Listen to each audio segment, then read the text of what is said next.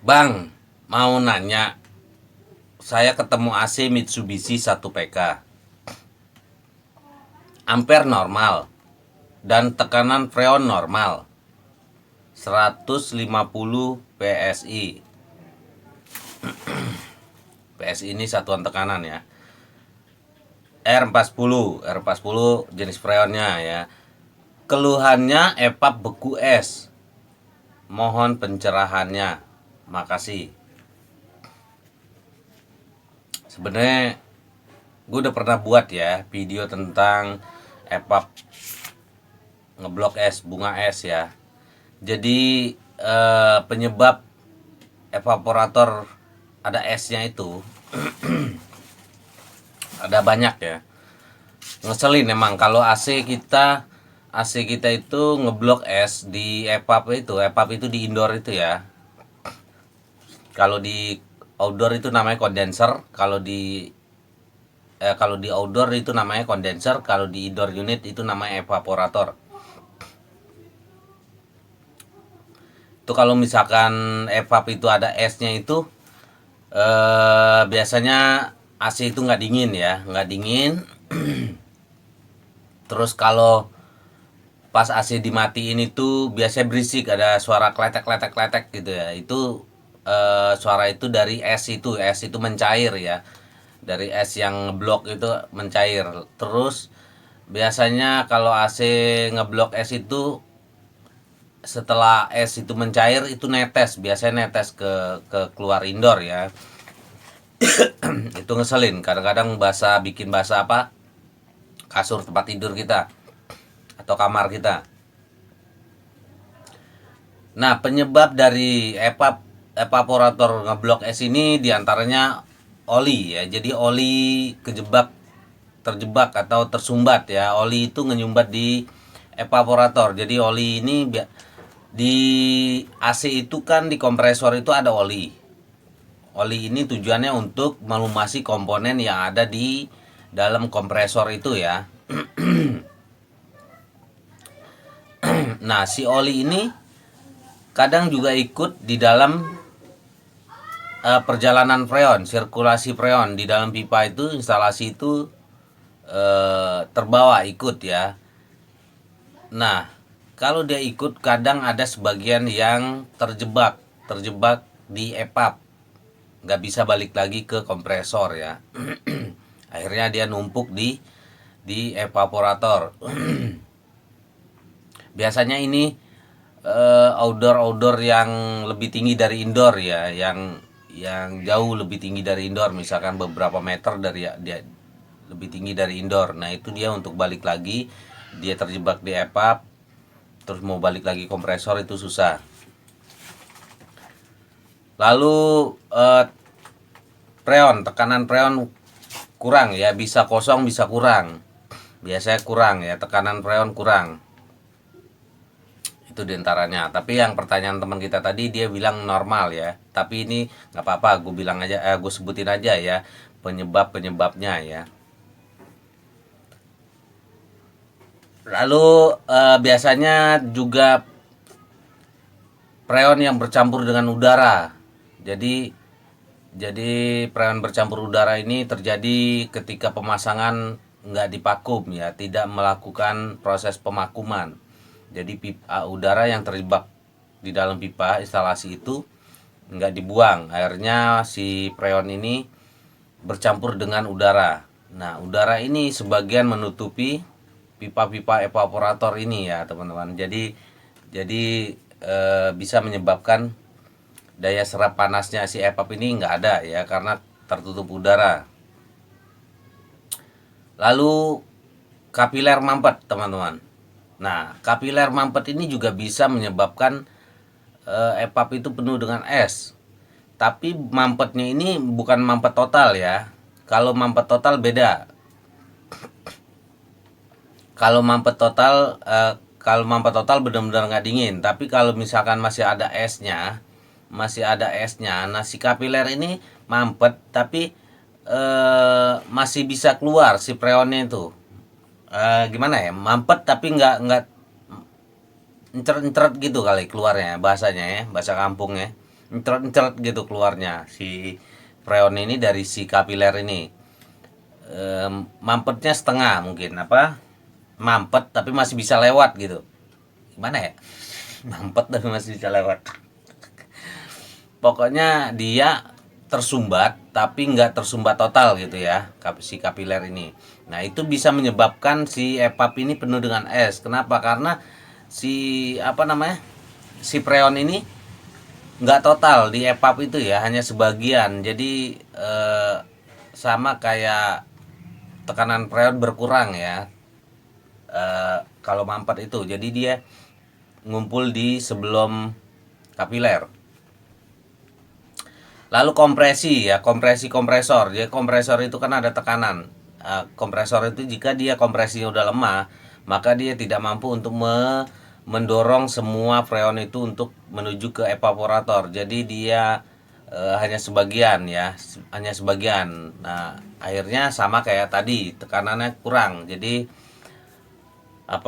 evap bisa menyebabkan penuh dengan es. Lalu pipa ada yang penyok ya, instalasi pipa. Nah, instalasi pipa itu ada yang penyok, ada yang patah, ada yang kempet, apa nama itu? Oke, kempot ya, kempot. Kelipet gitulah. Jadi si freon ini jalannya nggak lancar ya. Lalu fan lemah ya, kipas di indoor itu kan ada kipas. Nanti gue bikinin videonya. Kipasnya itu hembusan kipasnya itu lemah ya teman-teman, tiupannya ya, tiupan fan indoor itu. Jadi si evapnya itu dingin tapi nggak bisa ditiup, nggak bisa dibuang, dinginnya itu nggak bisa dibuang ya, karena harusnya dia evap itu dingin terus langsung ditiup ya, dingin itu ditiup, jadi terus nggak sampai membeku.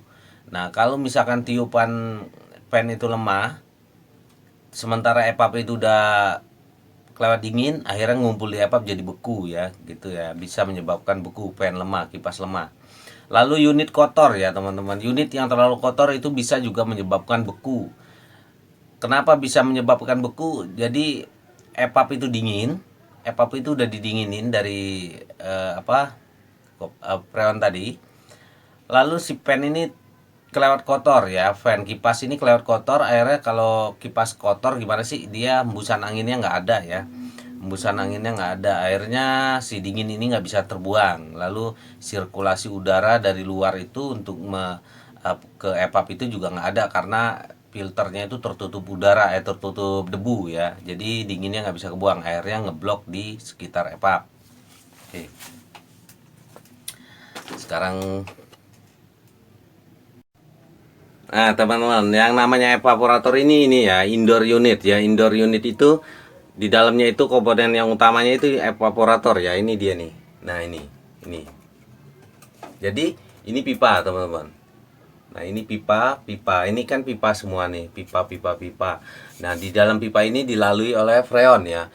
Nah kalau oli terjebak di dalam pipa-pipa ini, nah freon ini nggak maksimal untuk mendinginkan si kisi-kisi ini, si evap ini ya, airnya ngeblok ya.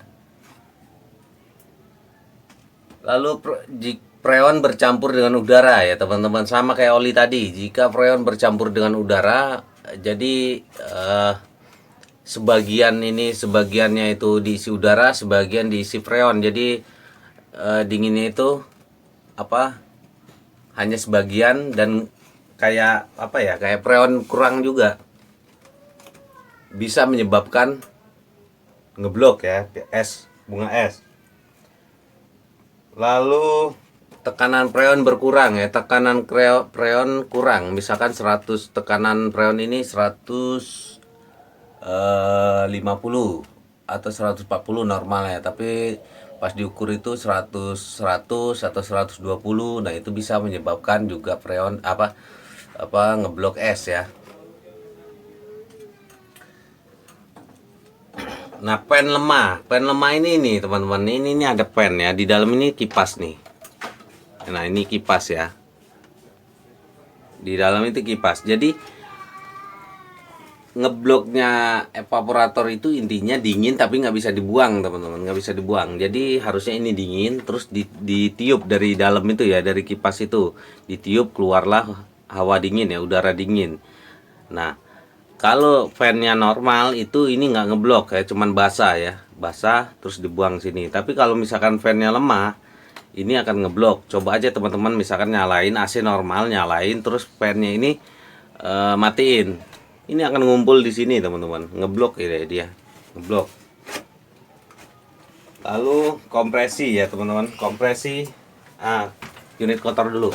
Unit yang terlalu kotor sama teman-teman, jadi kipas ini kotor, itu kalau kotor dia nggak ada hembusan angin ya, nggak ada hembusan udara untuk keluar, dan filternya juga tertutup udara, tertutup debu, akhirnya dinginnya evap ini nggak bisa bersirkulasi, nggak bisa terbuang dinginnya, akhirnya ngeblok ya.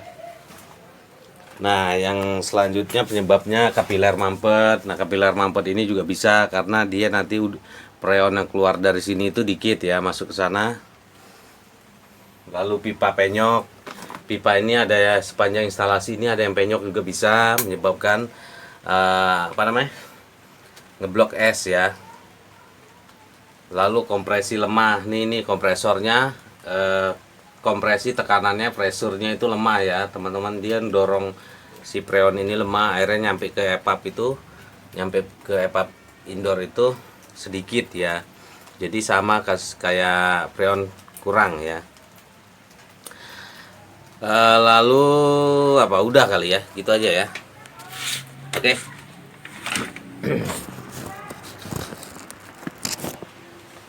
Gitu ya teman-teman, kalau penyebab ngebloknya evap ya, diantaranya itu tadi yang gue sebutin ya. Solusinya kalau misalkan normal semua, tekanan normal, ampere normal, plasing teman-teman, paling di plasing ya, di pump down dulu freonnya, di pump down freon yang di dalam unit itu di pump down, lalu evap itu diturunin, indoornya turunin, di plasing ya, plasing bersihin pakai R11 ya, R11 lalu dorong dibilas pakai sesuai freonnya dia tadi R40. Jadi masukin R11 lalu dibilas pakai R40. Terus kapilernya sekalian diganti ya teman-teman, ganti aja kapiler, yang murah kok kapiler itu. Ganti kapiler, di plasing evapnya, itu insya Allah bagus lagi teman-teman. Oke, gitu aja kali ya untuk yang keluhan tadi.